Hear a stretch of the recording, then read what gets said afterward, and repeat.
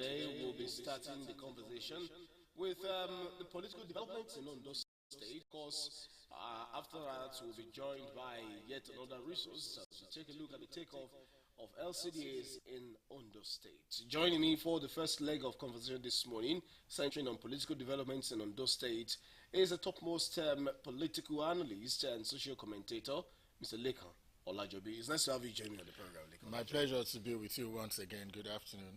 Well, the last few months, there have been moments of interplay of politics and governance, and many have said that governance was suffering at the behest of a political maneuvering.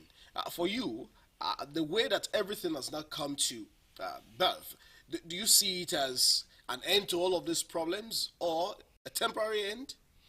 Well, there's no end to every problem. One problem will give birth to another if I'm answering you the question you have asked me. But then that's how politics is.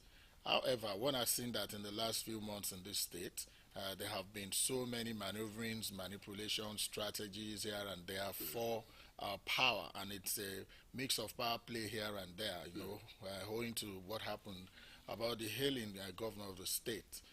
Beyond that, one would still notice that even as it is, yes, going by the speech of the acting governor this morning, is a very solemn speech, which of course is endearing to the people of Ondo State, and even is actually opening his hands up to the opposers that, look, let's come together once again, in as much as he felt those issues were avoidable.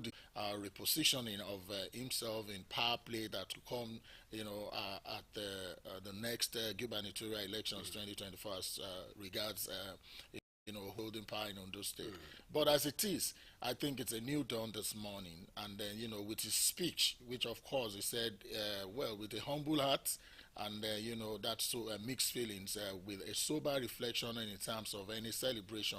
One would say the judged is principle, and is still praying that by God's grace, one need not to see, because we are all at the behest of God in terms of health. So that at the end of the day, if they are able to collaborate and cooperate, even while we are still hopeful and praying that the ailing governor, is to recuperate, and that we have arms of government, in as much as he has thrown olive branch onto them and asking them to come by. I think the first step right now is for him to look back and take records of what has been the losses in so many ways. Is it governance in terms of infrastructure deficit? Is it payment of salaries, remuneration? Is it in terms of even right now we are at the end of the year, and one noticed that even while the year is rounding off, so much is expected to be done to this state of ours, which of course is a civil service state. So we know that so many grounds, for now has been lost,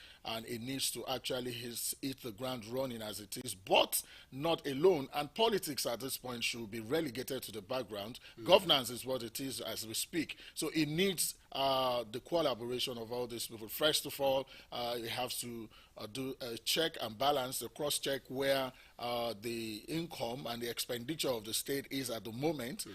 Secondly, there are some of these infrastructures and I think some of those things that the governor himself have put into play before now, in the last 6 months, and which of course we know some of those projects right now are going on at a very slow pace. More of this now is that the budget, for 2024 is done, and we are hoping that some of these budgets that are not being able to be grasped in terms of utilization and achieving what the goals were in the last 2023 budget